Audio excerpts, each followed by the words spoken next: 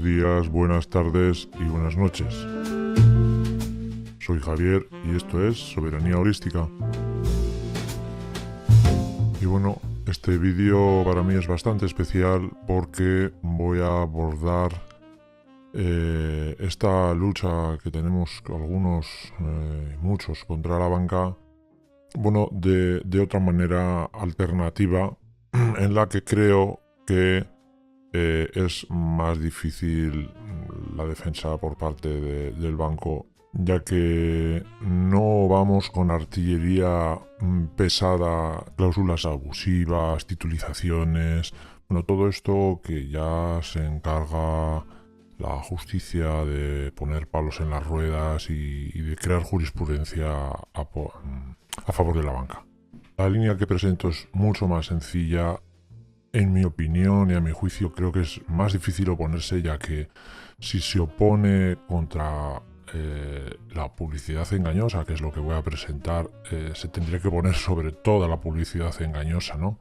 No puede defender de una manera tan descarada a la banca y a otros sectores no. Entonces, bueno, pues vamos allá aquí con la presentación y espero que sea útil para vosotros. Bueno, pues voy a haceros una pequeña presentación, bueno, pues de esta línea de investigación para ver cómo se puede atacar a la banca. Bueno, no tanto atacar, sino defendernos, ¿no? Pues son ellos los que están atacando continuamente. Así que voy a explicaros pues, en qué se fundamenta esta línea. Entonces, bueno, lo primero que quiero establecer es qué es la publicidad engañosa, ¿no? Aquí veis una foto bastante representativa, ¿no? Vamos a decir que del ámbito mercantil, alimentario, y que bueno, que en mayor o menor medida todos lo hemos visto o nosotros en primera persona o en otros.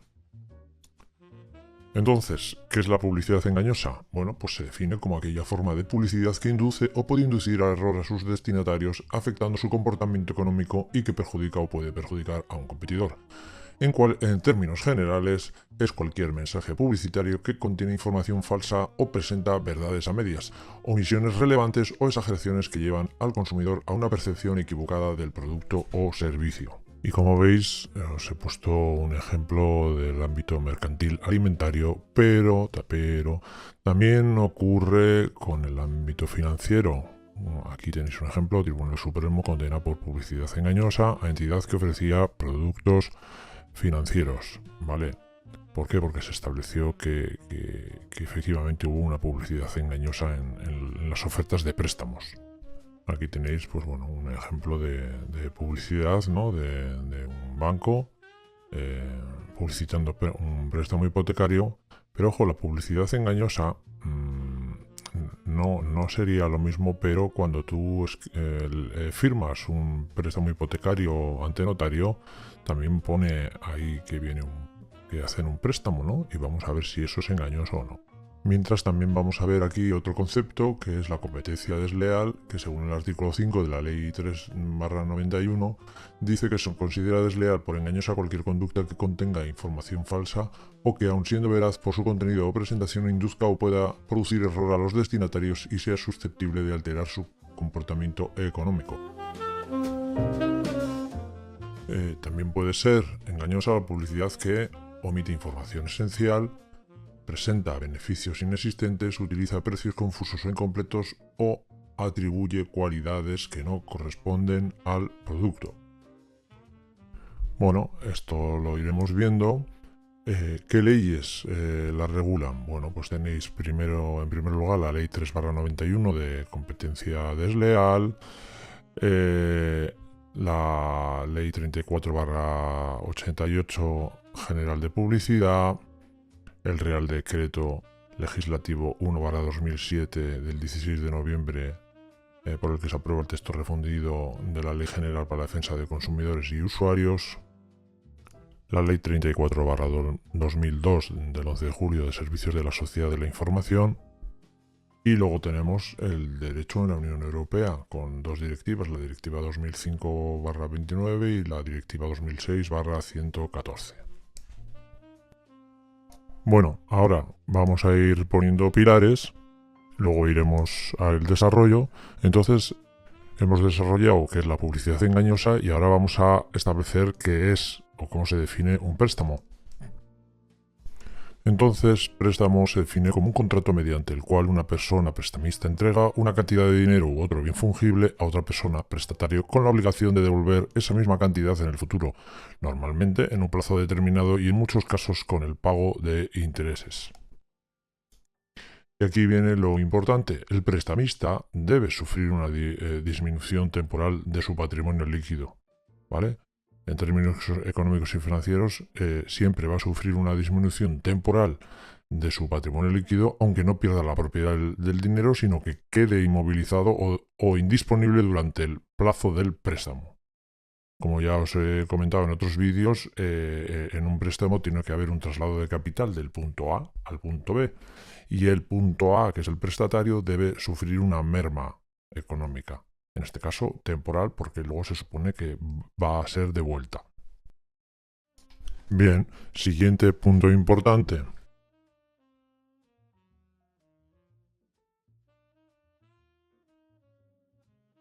El dinero no se presta, sino que se crea en el momento en el que se concede un préstamo. Esto ya lo ha declarado y aceptado en su propio blog oficial el Banco de España. Los bancos comerciales crean dinero cada vez que conceden un préstamo. No prestan el dinero que reciben de los depositantes, sino que lo crean con un apunte contable. Aquí tenéis la fuente del Banco de España. También lo han dicho otras entidades, por ejemplo el Banco de Inglaterra en el 2014 y el Banco Central Europeo. Entonces, ¿cuál es la conclusión? Bueno, lo que publicitan y venden los bancos no se ajusta a la definición de préstamo que está establecida, ya que la banca no tiene una pérdida de patrimonio temporal de su patrimonio.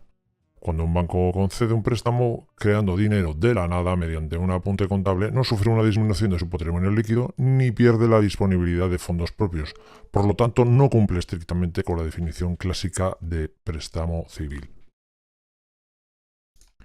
Tenemos en el Código Civil, artículo 1740, que indica que el préstamo implica que una de las partes entregue una cosa fungible a otra, con la obligación de devolver la misma especie y calidad. Esta es la definición tradicional de un préstamo.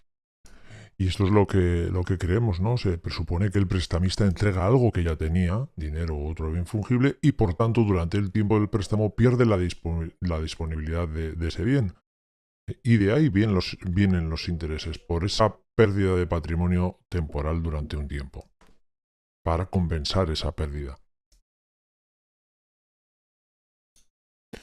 Y podemos aceptar o vamos a aceptar por un momento que, como se suele decir, es lo que hay, ¿no? Es el mecanismo de creación del dinero y ya está. Y nosotros vamos a aceptar que eso existe.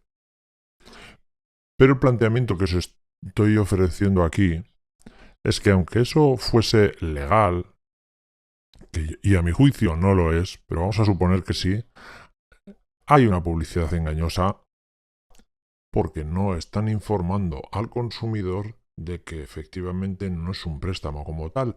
Si lo informarían, pues ya no habría publicidad engañosa, pero no lo informan. Ok, ¿qué es lo que ocurre aquí? Bueno, el banco presenta el préstamo como si estuviera cediendo un bien propio. No informa claramente que en realidad se está creando ese dinero mediante anotación contable. El consumidor cree que hay un sacrificio patrimonial por parte del banco, lo cual justificaría los intereses. Ojo, esto es bastante importante. Esa percepción puede inducirle a aceptar condiciones que no aceptaría si conociera la verdad. No es que puede, sino que lo hace, induce a aceptar condiciones que jamás firmaríamos. Entonces, esto cumple con los requisitos de publicidad engañosa.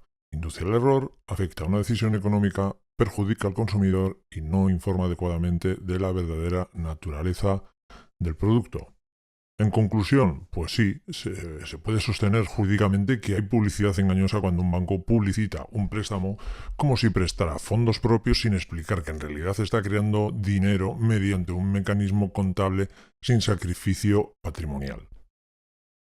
Y esto no es solo una idea o una crítica ideológica, sino que encaja técnicamente en el marco legal de la publicidad engañosa y de la competencia desleal.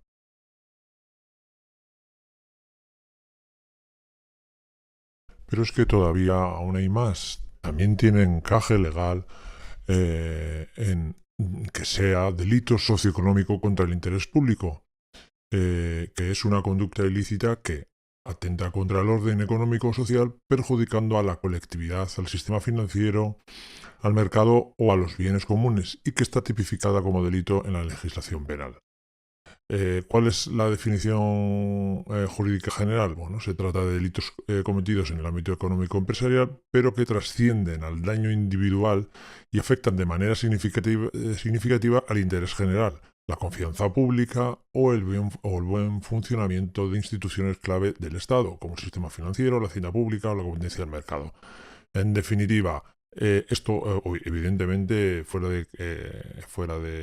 queda fuera de toda duda de que claro que trasciende el daño individual, sino que esto es un daño totalmente colectivo. Todos, casi todos, tenemos que pasar por un préstamo hipotecario para adquirir una vivienda, porque no hay, de donde no hay no se puede sacar.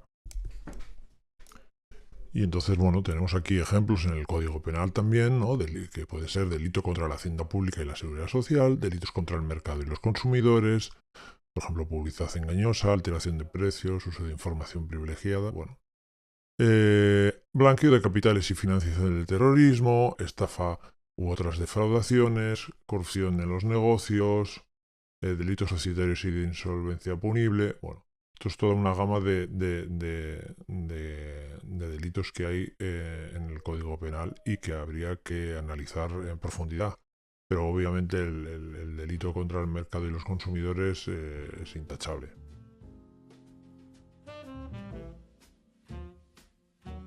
Y como he dicho que tiene encaje legal, pues bueno, creo que se puede presentar perfectamente. Tengo aquí un pequeño ejemplo. Una demanda de juicio ordinario por publicidad engañosa, práctica comercial desleal y la nulidad de contrato bancario. Así que bueno, esta es un poco la línea que presento y que propongo, más que nada porque tampoco la he visto bueno, en ninguna demanda, ni se la he escuchado a ningún abogado, ni a nadie atacar un poco por aquí al banco. Así que definitivamente yo creo que hay una publicidad engañosa constante que trasciende no solo al daño particular del consumidor, sino a la sociedad entera. Así que nada, bueno, espero vuestros comentarios, espero también, por supuesto, que si hay algún agente jurídico que me pueda sacar del error, pues que lo haga o que dé su libre opinión. Y nada, os espero en el próximo vídeo. Un saludo a todos.